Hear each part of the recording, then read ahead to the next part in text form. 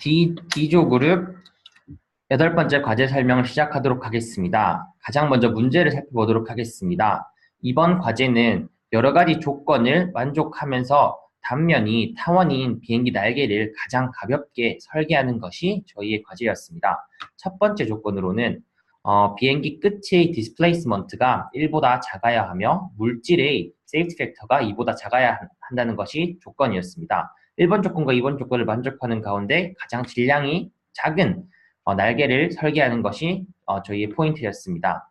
교수님께서 몇 가지 가정을 해주셨는데 단면은 얇은 두께를 가진 타원 형태의 단면을 가지고 설정하라고 말씀하셨고, 그리고 로드 캐패시티는 보잉 747의 데이터를 이용해서 사용하라고 말씀하셨으며, 길이에 대한 전체 날개는 모두 같은 단면을 사용하라고 말씀해 주셨으며, 그리고 물질은 알루미늄을 사용하라고 말씀해 주셨고, 또 필요하다면 구글링을 통해서 합리적인 값을 넣어도 상관없다고 말씀해 주셨습니다. 그러면 어떻게 문제를 풀지에 대한 생각을 한번 해보겠습니다. 첫 번째는 물질이 무엇인가에 대한 생각입니다. 물질은 교수님께서 알려주셨다시피 알루미늄, 99%의 알루미늄 알로이를 사용하였고, 그리고 어떻게 크로스 섹션을 디자인할까라는 의문, 이 의문을 교수님께서 또한 해결해 주셨습니다. 비록 장축과 단축의 길이, 그리고 두께의 길이는 알려주지 않으셨지만 대략적인 형태는 알려주셨습니다. 그것은 바로 두께가 얇은 타원형이라는 것이었습니다. 그리고 지오메트리, 즉 길이를 설정해야 되는데, 이 길이는 비행기 전체 날개 폭의 반 값을 저희는 선택하여서 지오메트리로 세팅하였고, 디스트리뷰트 로드는 저희는 비행기가 이륙할 때 걸리는 최대 하중을 고려해 보았습니다. 이러한 1, 2, 3, 4번을 모두 고려한 값들을 3D 빔 프로그램에 대입하였고, 이 대입한 A와 B 그리고 두께를 설정해서 디스플레이스먼트를 비교해 보면서 가장 최적의 형상과 그리고 최적의 효율을 나타낼 수 있는 비행기를 한번 설계해 보았습니다. 첫 번째로 머테리얼 프로퍼티를 어떻게 설정했는지 말씀드리도록 하겠습니다. 저희는 아까 말씀드렸다시피 알루미늄 99%의 알루미늄을 사용하였습니다. 알루미늄의 프로퍼티 그 인포메이션은 제가 가지고 있는 책 뒷면에 표시가 되어 있어서 그것을 좀 참고하였고, 저희가 잘 모르는 값에 대해서는 옆에 있던 그 스틸에 대한 값과 비교해 보면서 알맞게 대입하였습니다. 그 다음으로는 섹션을 정하는 것이었습니다. 교수님께서 타원형의 형태를 가지는 날개를 설계하라고 말씀하셨기 때문에 저희는 장축과 단축을 먼저 설정해야만 했습니다. 그런데 저희가 가지고 있는 변수는 장축과 단축뿐만 아니라 두께까지 저희는 모르기 때문에 이 세 개의 변수를 모두 고려하기에 너무나도 큰 한계점이 있다고 생각이 돼요. A는 구글링을 통해서 조금 합리적으로 한번 설정해보자 라는 것이 저의 생각이었습니다. 그래서 구글링을 해본 결과 윙의 단면을 알 수 있었고, 윙의 단면은 윙의 랭스 길이와 그 단면의 가로 길이, 즉 장축의 두 개의 길이를 곱한 값이 되기 때문에 저희는 A를 대략적으로 알 수 있었습니다.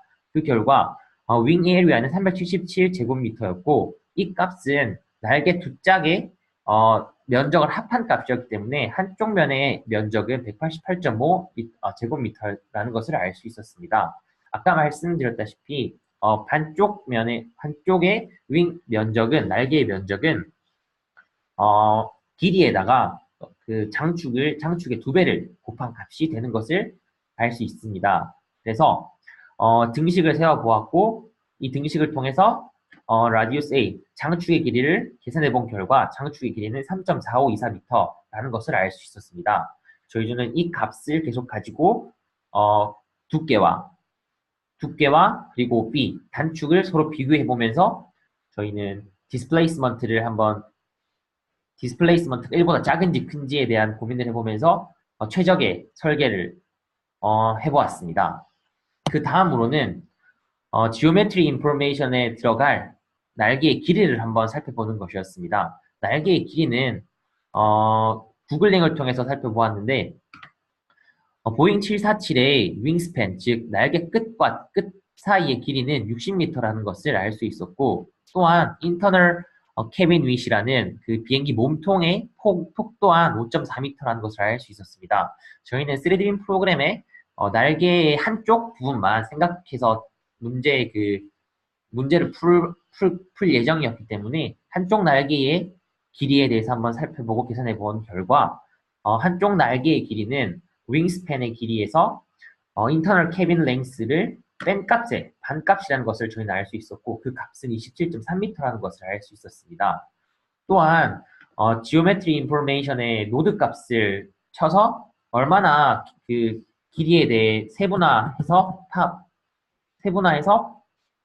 그 값들을 한번 살펴볼 것에 대한 것을 설정하기 위해서 노드를 저희는 50으로 잡았습니다. 그 결과 노드 한 개의 길이는 27.3m, 즉 날개 길이의 총 한쪽 면의 날개 길이를 50등분한 값, 즉 0.546m라는 것을 알 수 있었습니다. 그 다음으로는 로드 인포메이션입니다.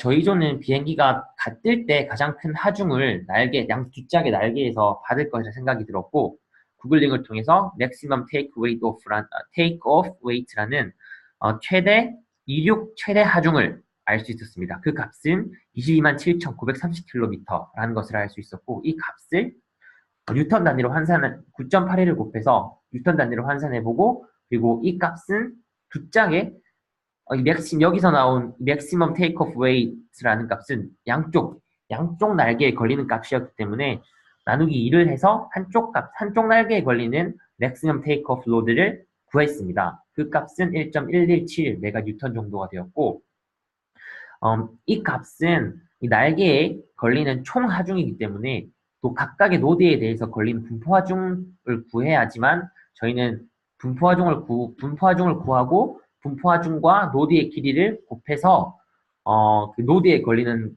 하나의 그 집중 하중을 구해야지만 이제 그 프로그램에 그 포스를 대입할 수 있기 때문에 저희는 가장 궁금했던 게 분포 하중이었습니다. 다음 장에서 알려드리도록 하겠습니다. 분포 하중은 여기서 보시는 바와 같이 한 개의 노드에 이렇게 분포 하중이 걸리는 것을 볼 수 있습니다. 날개는 양력에 의해서 힘을 받는데 이 양력은 날개의 전체 면적에 대해 같은 하중을 준다고 생각이 들었고 그 결과 직사각형 형태의 하중이 걸릴 것이다. 즉 분포 하중이 직사각형 형태일 것이다 라는 것이 저희의 생각이었습니다.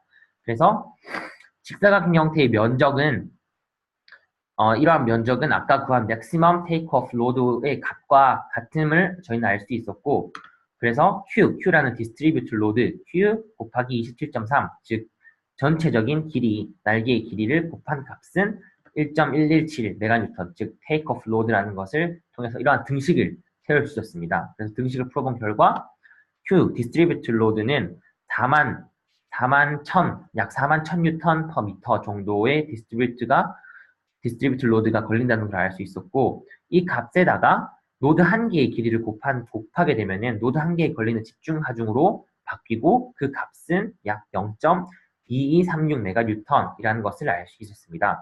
이 값을 각각의 노드에 걸리는 로드로 생각해 다 대입하였고 그 다음으로 이제 디스플레이스먼트를 프로그램을 통해서 비교해 보면서 최적의 형상을 생각해 보기로 하였습니다.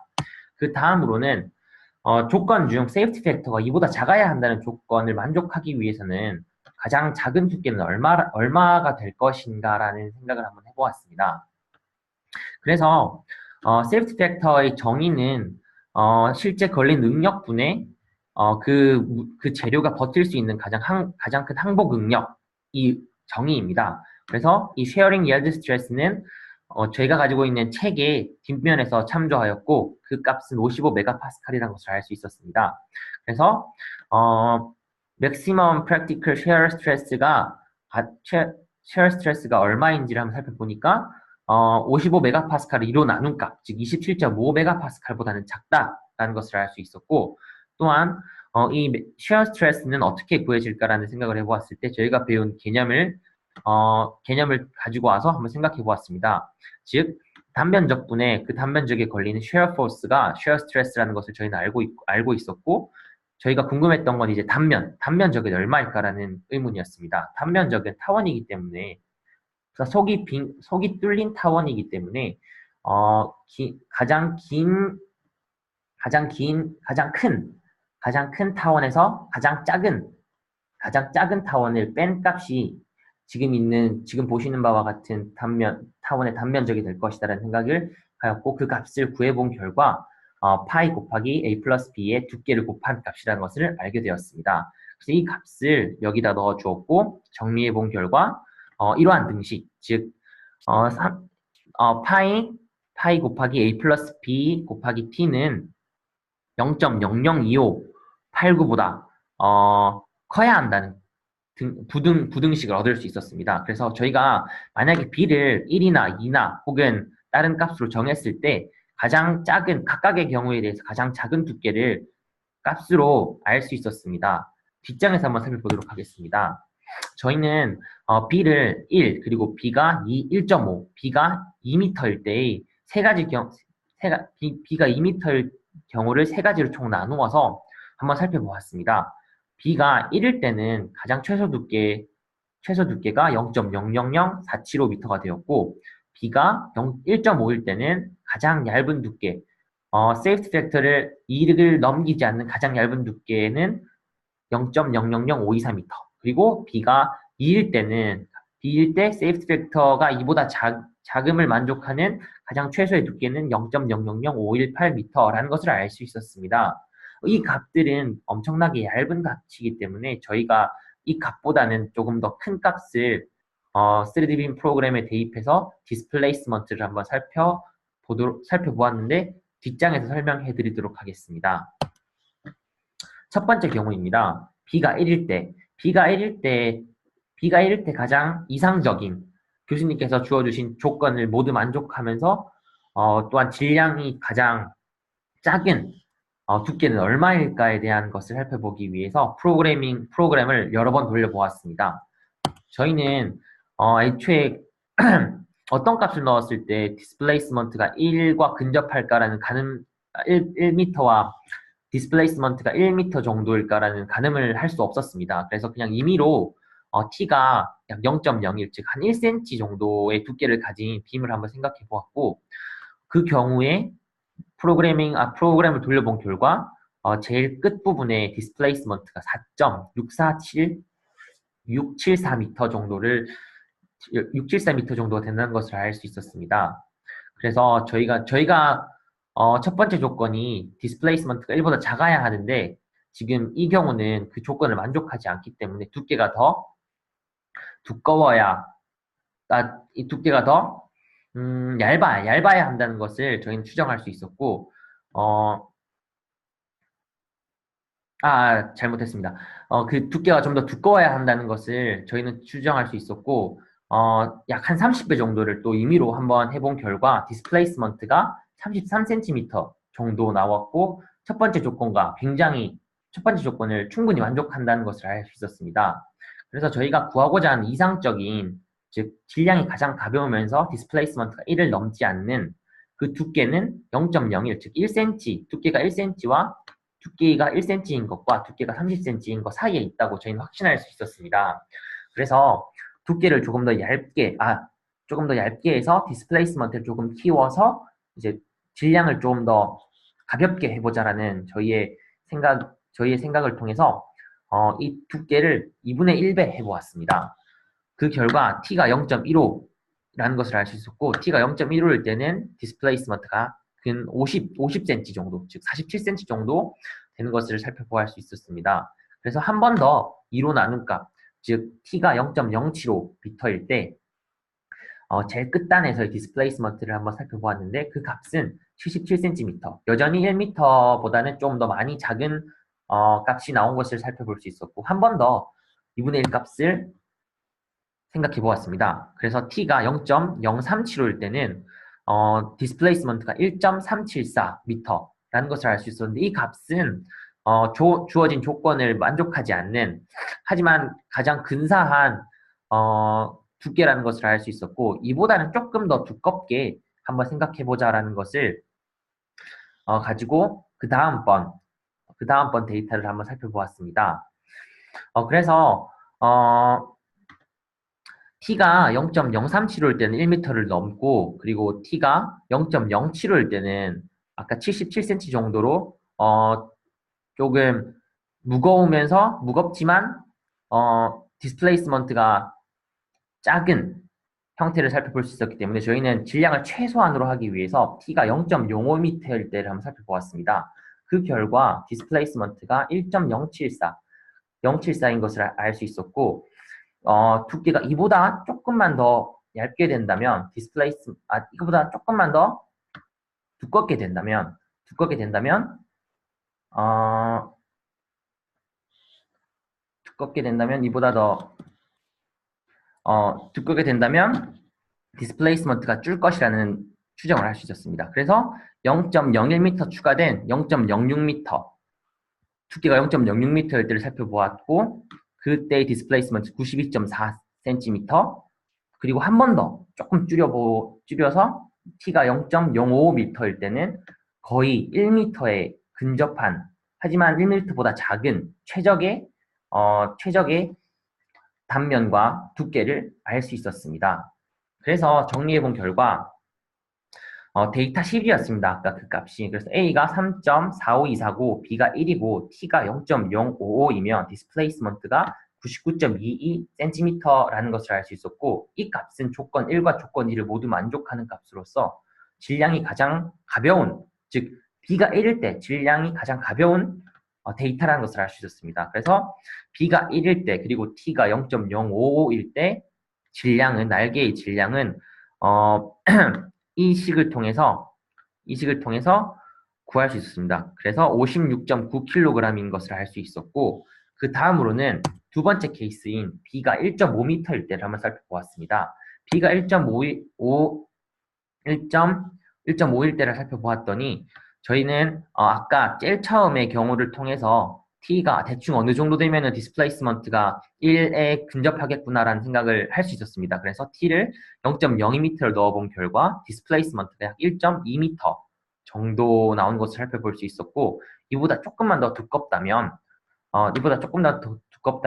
디스플레이스먼트가 거의 1에 가까워지겠다라는 생각을 해서 0.005를 추가한 t가 0.025m일 때를 살펴보았습니다. 그 결과 디스플레이스먼트가 약 1.001, 거의 1과 같은 값으로 나온 것을 알 수 있었고 이보다 조금만 더 두껍게 하면은 1보다 작으면서 가장 가벼운 형태의 날개를 설계할 수 있겠다라는 판단이 들었습니다. 그래서 t를 조금 더 두껍게 해본 결과 즉 t가 0.026m일 때 디스플레이스먼트는 97cm가 나온 것을 알 수 있었습니다.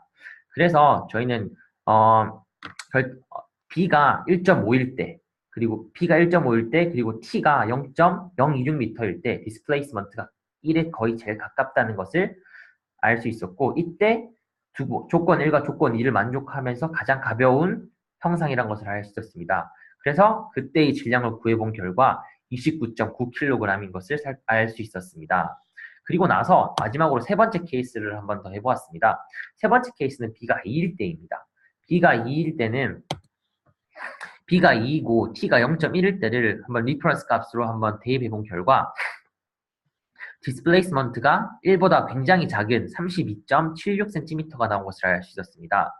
그래서 이보다는 조금 더 얇게 해보자. 그래서 2분의 1배한 T를 2분의 1배한 T가 0.05m일 때를 살펴보았더니 디스플레이스먼트가 43.74cm가 나온 것을 볼 수 있었고 한 번 더 얇게 해보자라는 생각으로 한 번 더 프로그램을 돌려보았습니다. 그래서 t가 0.01m일 때를 한번 돌려보았더니 디스플레이스먼트가 1.32m, 즉 조건 1을 만족하지 않음을 살펴볼 수 있었습니다. 그래서 아까 두 번째 경우와 세 번째 경우를 통해서 t가 t가 보시다시피 0.01일 때는 1번 조건을 만족하지 않았고 두 번째 0.05일 때는 1번 조건을 만족했으니 이 값과 0.05와 0.01 사이에 우리가 원하는 값이 있을 것이라는 판단하에 t가 0.03을 한번 해보았습니다.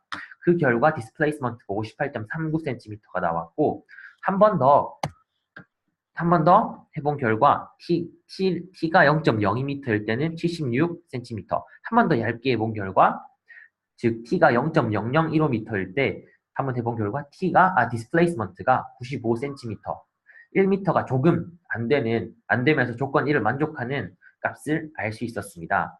그래서 총 저희가 b를 2로 설정했을 때 여러 가지 데이터를 비교해 본 결과 t가 0.015일 때 디스플레이스먼트가 1m에 거의 근접하면서 질량이 가장 가벼울 것이다 라는 판단을 하게 되었고, 그 값을 계산해 본 결과 b가 2일 때 그리고 t가 0.015일 때 그 비행기의 한쪽 날개의 질량은 19kg 이 정도가 나온다는 것을 알 수 있었습니다.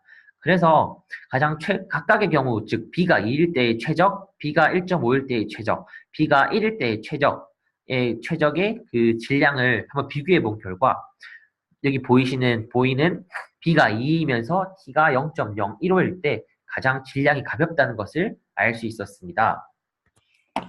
지금까지 저희가 여러 가지 케이스를 나눠서 한번 살펴보았는데, 어프록시메이션을 한 부분이 많아서 오류가 많을 수도 있습니다. 하지만 최선을 다해 비교해보면서 하기 때문에 이 값이 아마 최적이 아닐까라는 저희 조의 결과를 얻을 수 있었습니다. 이상입니다. 감사합니다.